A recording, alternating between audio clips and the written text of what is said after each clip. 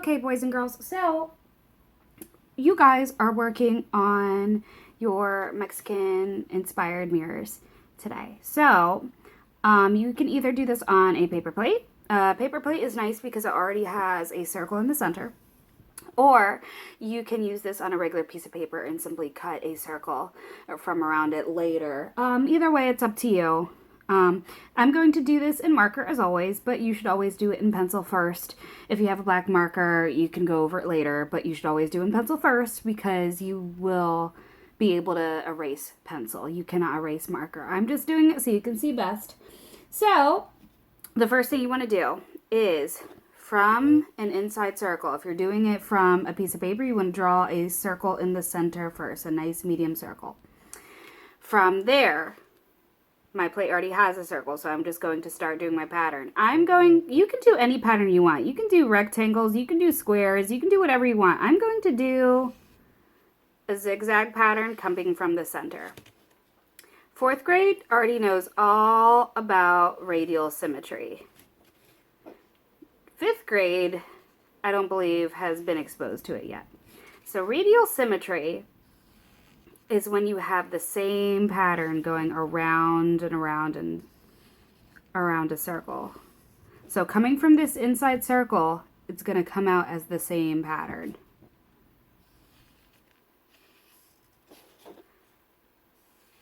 So I'm going around that circle. I'm doing the same pattern coming out of that circle, creating that radial symmetry.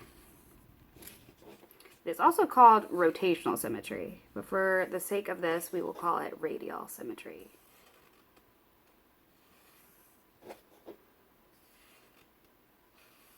It doesn't need to be perfect.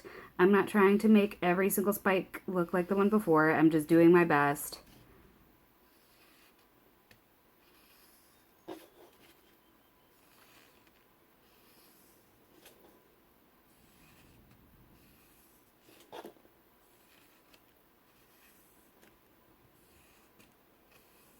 Okay, so now I have the first pattern coming out from my center, my circular center. From there, I can kind of choose whatever shape I want to put in the middle of that. So in this case, let's see, I'm going to go ahead, let's do squares this time.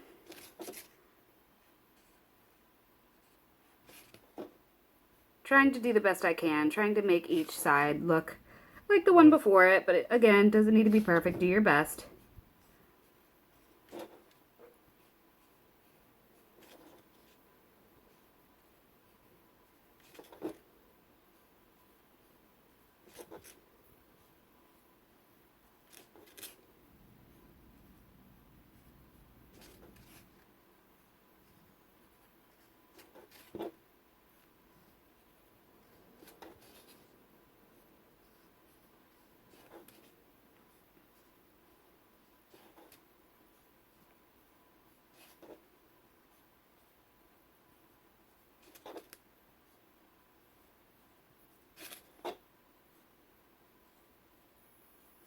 Okay, so we have that going for us. Now we want to just decorate that outer pattern that we have going on.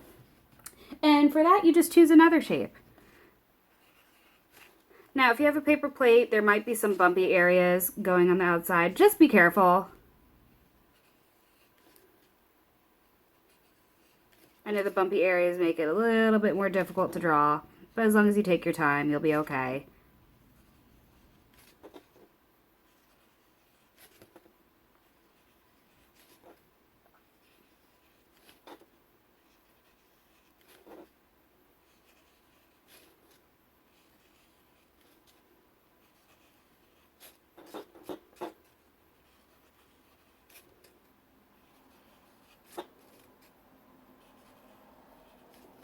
Now that the design is finished, if you have coloring tools, I suggest really coloring it up. Here is a finished one here. So add a lot of bright color if you have your coloring tools. If not, I'm really worried about you doing a really neat job more than anything. But if you do have them, please just go crazy. Add the brightest colors you can.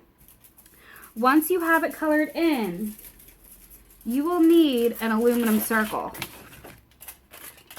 to put in the center to finish the mirror. So what I'm going to do is I have a bottle of Elmer's glue here. You could also use tape or a glue stick, whatever you have. And I'm just gonna, if I'm using glue, I'm just gonna put a circle of glue in the center, kind of like a spiral line.